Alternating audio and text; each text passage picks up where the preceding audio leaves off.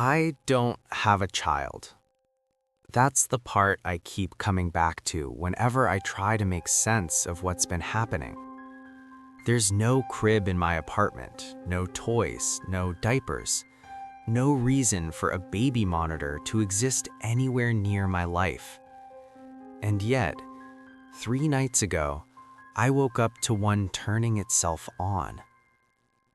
I live alone in a second-floor walk-up above a closed dental office. The rent is low because the building is old and the landlord doesn't fix things unless they stop working entirely. I took the place because my savings were thin and my job contract is local, 6 more months minimum. Breaking the lease would cost more than I have. So when I say I'd stay, I mean I didn't really have a choice. The monitor was already on my nightstand when I woke up. At first, I thought it was my phone. The glow was about right, but the light was wrong. Cooler, dimmer, grainier in a way modern screens aren't anymore. The screen showed a room, not mine. The image was black and white, slightly distorted at the edges, a low camera angle, like it had been set on a shelf close to the floor. I could make out a corner of a ceiling, a door frame, and part of a wall with peeling paint. No furniture, no windows, just a dark, empty room. I remember thinking very clearly that I must still be dreaming.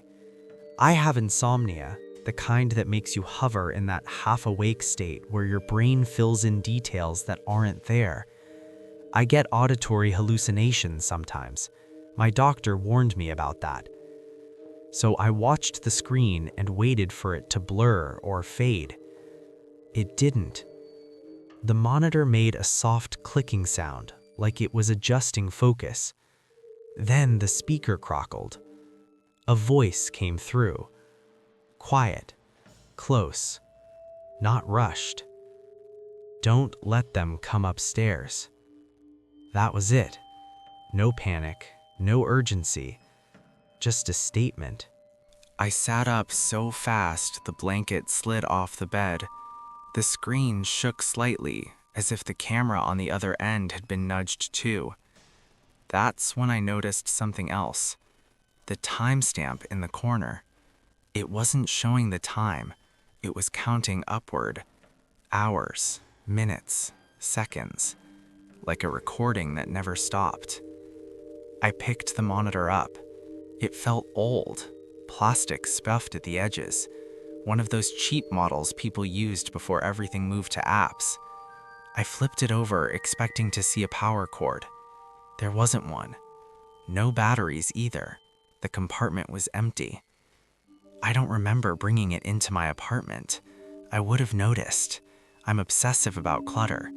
Everything I own has a place, and that thing didn't belong anywhere. I turned the volume down until the static disappeared. The screen stayed on. I didn't sleep after that.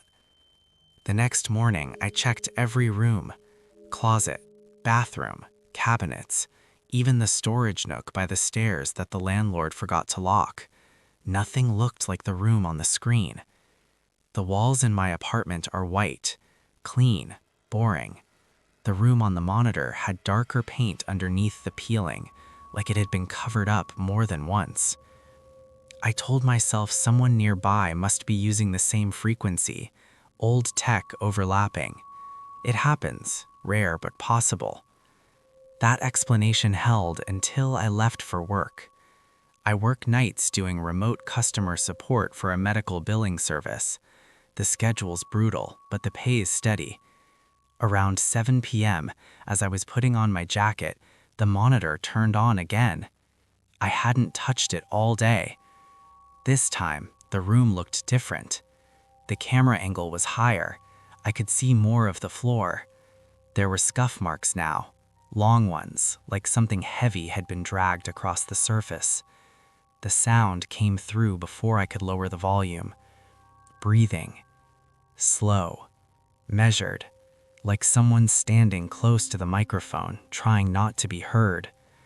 I froze in the doorway. My keys were in my hand. My phone was in my pocket. I could have left. I should have left. Instead, I stood there watching the screen. The breathing stopped. Then the voice came back. "They're closer tonight." I shut the monitor off, held the power button until the screen went black. For a second, I felt stupid for being scared, embarrassed even. I set it face down in the drawer under my bed and went to work. When I got home at 3 a.m., the drawer was open. The monitor was back on my nightstand. The room on the screen was darker now. The door frame I'd seen before was gone, replaced by what looked like the bottom of a staircase. The camera was angled upward, pointed toward the steps. I could hear movement. Not footsteps, something slower, irregular, like weight shifting from one point to another. The voice whispered, so quietly I almost missed it. "They don't like the light." I didn't turn the lamp on. I don't know why. I just stood there, staring at the screen, listening to whatever was moving in that room. After a while, the movement stopped. The screen flickered once. Then the voice said something new. "They know you can hear me now." That was when I realized something I'd been trying not to think about. The sound wasn't coming from the monitor's speaker. It was coming from inside the walls. I haven't slept since. The monitor hasn't turned off again. Every time I look, the stairs on the screen are closer, like the camera is being carried upward, one step at a time. And just before dawn, when the building is quietest, the voice always adds one more thing. "Please," it says, "don't let them reach your floor." I started keeping the lights on after that. All of them. Kitchen, bathroom, hallway, even the closet light. I told myself it was temporary, just until I figured out what was going on, just until my brain stopped filling the silence with things that weren't real. The monitor didn't care. It stayed on through the day, the screen dimming slightly when the sun came up, like it was adjusting to a room that never saw daylight. The staircase was clearer now, narrow, old wood. The edges of the steps looked rounded, worn down by years of use. I counted them. 12 steps were visible at first. That night, there were 11. I called my landlord the next morning. I tried to keep my voice steady, casual, asked if there was any old storage room or unused unit below mine, maybe a maintenance stairwell that wasn't on the floor plan. He paused longer than I liked. "There's a basement," he said finally, "locked, has been for years." I asked what it used to be. Another pause. "Don't worry about it," he said. "It's sealed off." I didn't tell him about the monitor. I didn't tell anyone, not my coworkers, not my sister. I've always been bad at asking for help. It's easier to assume I'm overreacting than to risk someone confirming I'm not. That night, the monitor's audio picked up something new. Voices. Plural. They were low and muffled, overlapping in a way that made it hard to tell where one ended and another began. No words I could understand, just the sound of people talking too close together, like a group gathered at the bottom of the stairs. The calm voice cut through them. It said, "They can't hear me when they're together. That's why I wait." I sat on the edge of my bed, knees pulled to my chest, staring at the screen. The camera angle had shifted again. It was higher now, level with the middle of the staircase. 10 steps. I noticed something on the wall beside the stairs, a shape scratched into the paint, rough, uneven, like someone had carved it with a key or a nail. It looked like a child's height mark. There were several of them stacked upward. The lowest one was labeled with a date. The highest one wasn't finished.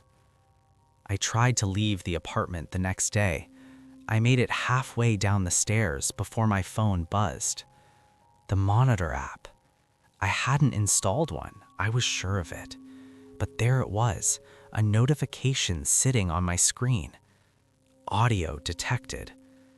Against my better judgment, I tapped it. The live feed filled my phone. The staircase was closer than ever, close enough that I could see the grain of the wood, the scratches, the dark stains along the edges that looked like handprints. The voice came through my phone's speaker, clearer than it had ever been.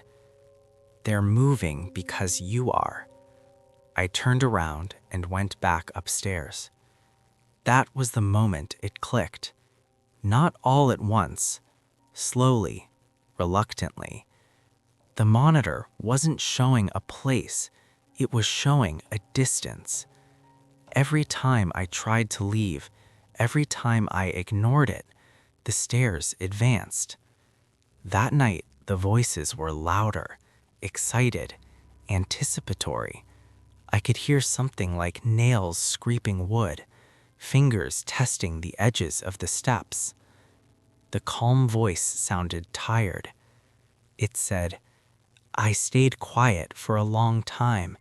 That's how they get you." The screen flickered.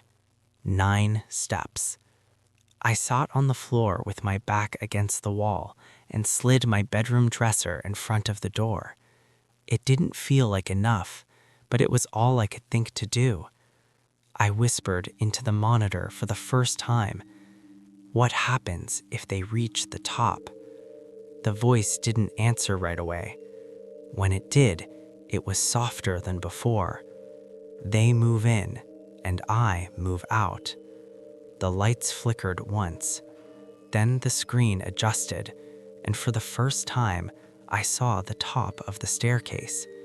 It ended at a door. My door. And someone on the other side knocked.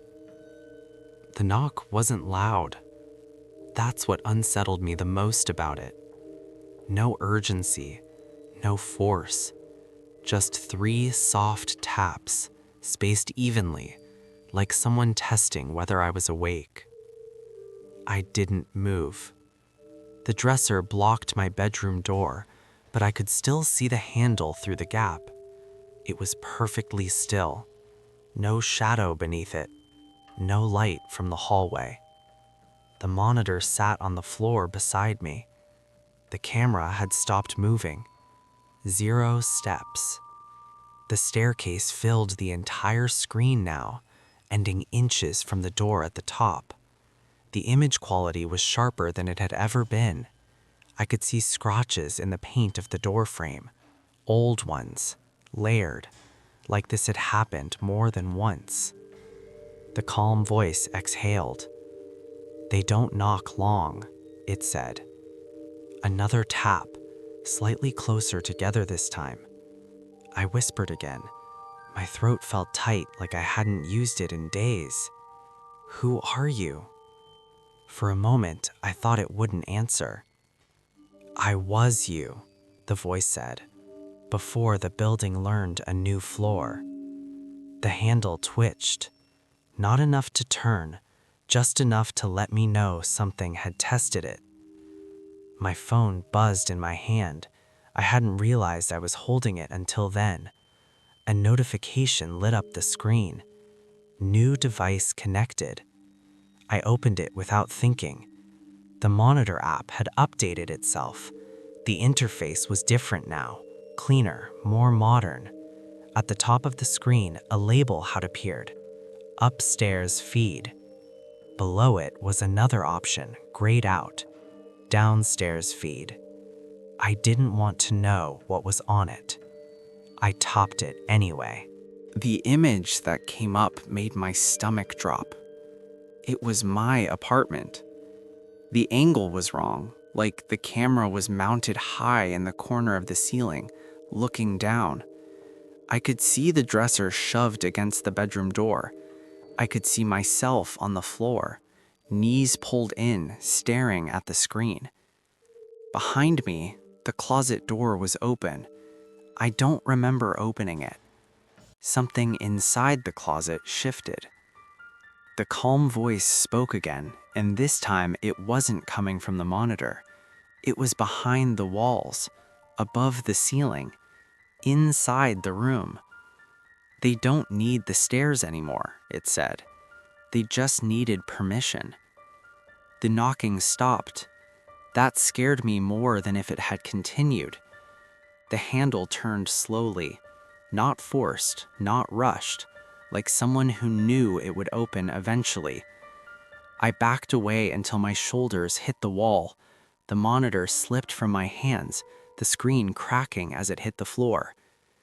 The last thing I saw before it went dark was a new label flashing on the screen. Nursery, active. I don't know how long I stayed there. At some point, the door opened. I heard movement in the apartment. Soft footsteps, careful ones.